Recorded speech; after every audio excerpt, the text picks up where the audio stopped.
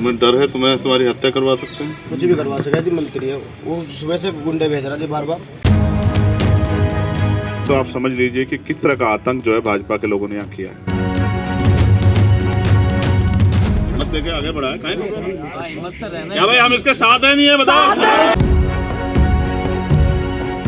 बीते शनिवार को निगम की बैठक में हुए बवाल और 2 पार्षदों को दौड़ाकर पीटने का मामला थमता नहीं दिख रहा है।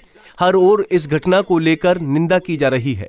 इसी कड़ी में मेरठ पहुंचे भीम आर्मी के संस्थापक और आजाद समाज पार्टी के राष्ट्रीय अध्यक्ष चंद्रशेखर आजाद ने 10 जनवरी को मेरठ में एक महापंचायत बुलाने की घोषणा की है। पंचायत में इस मुद्दे को उठाया जाएगा। वहीं सूत्रों की माने तो कांग्रेस के पूर्व राष्ट्रीय अध्यक्ष राहुल गांधी व प्रियंका गांधी भी कभी भी मेरठ आ सकते हैं। बता दें कि इस घटना का जिक्र करते हुए चंद्रशेखर आजाद ने कहा कि जिस तरह से सरकार के मंत्री और एमएलसी ने पार्षदों पर हाथ उठाया है वो संविधान के भी खिलाफ है। उन्होंने कहा कि अगर मंत्री और एमएलसी के खिलाफ मुकदमा नहीं हुआ तो सभी संगठन मिलकर एक साथ विरोध करेंगे। 2 चीजें उन्होंने कही, शायद एक चीज आप दिलचस्पी नहीं ले पाए। उन्होंने इस अपमान से हाथ होकर भारतीय जनता पार्टी से इस्तीफा दे दिया। ये बहुत बड़ी बात। कोई सरकार में रहते हुए नहीं छोड़ता अपने पदों को, लेकिन उन्होंने पद छोड़ दिया। ये भारतीय जनता पार्टी का असलियत उनको पता लगने के बाद। दूसरा, उनका कहने का स्पष्ट ये है कि 2 अप्रैल में भी हम लोग सड़कों पे आए थे अपने हितों के लिए, और अगर 10 तारीख को भी हमें सड़कों पे आकर अपने हितों की रक्षा करनी पड़ी। लोकतंत्र में यही रास्ता है कि अगर संसद सुनी हो जाए तो सड़कें आवारा ना हो, संसद आवारा ना हो, इसलिए सड़कें सुनी नहीं होनी चाहिए। तो सड़कें सुनी ना हो, इसलिए हम लोग जन आंदोलन की तैयारी भी कर रहे हैं। दरअसल रविवार को मेरठ पहुंचे भीम आर्मी के संस्थापक और आजाद समाज पार्टी के अध्यक्ष चंद्रशेखर ने रालोद नेता पूर्व विधायक राजेंद्र शर्मा सहित पीड़ित पार्षदों से मुलाकात की। इस मौके पर मीडिया से बातचीत में चंद्रशेखर ने ये कहकर मामले को और हवा दे दी कि यदि एमएलसी और मंत्री के खिलाफ कार्रवाई नहीं हुई तो सभी संगठन मिलकर बड़ा आंदोलन करेंगे।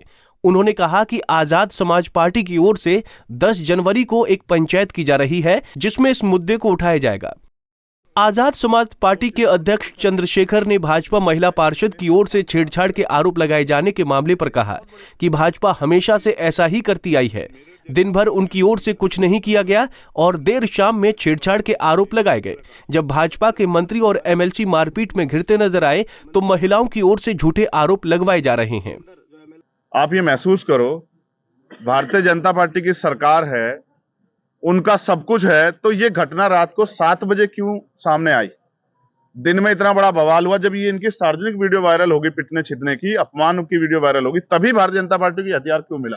मैं आपको पूर्ण रूप से कहना चाहता हूं, पूरी जो रिकॉर्डिंग है वो मीडिया के पास भी मीडिया को मिल जाएगी सदन में से, और कुछ लोगों के पास होगी भी। आप सब जानते हैं कि वहां क्या हुआ। और मैं, क्योंकि डॉक्टर बाबा साहब अम्बेडकर को मानने वाले लोग हैं, चौधरी चरण सिंह जी को मानने वाले लोग हैं, उन तमाम लोगों को मानने वाले लोग जो महिलाओं का सम्मान करते। बाबा साहब ने तो कहा, मैं किसी भी समाज की तरक्की, किसी भी देश प्रदेश की तरक्की उस समाज में रहने वाली महिलाओं की तरक्की से मापता हूं। हम बहन बेटियों के सम्मान की रक्षा करने वाले लोग, जिन्होंने हाथरस में अपनी बेटी की लड़ाई लड़ी, जब ये भाजपा के लोग जो हैं दमन कर रहे थे, मुख्यमंत्री ने वादा किया था कि हम उस परिवार को एक नौकरी और एक घर देंगे, आज तक तो नहीं दे पाए। ये बहन बेटियों के सम्मान की बात करते हैं। मुझे खेद है, वो भी हमारी बहन है। अगर उसके सम्मान में जरा सी भी तकलीफ आएगी, हम उनकी लड़ाई भी लड़ेंगे। लेकिन को ढाल बनाओ, ये बहुत लंबे समय से होता है।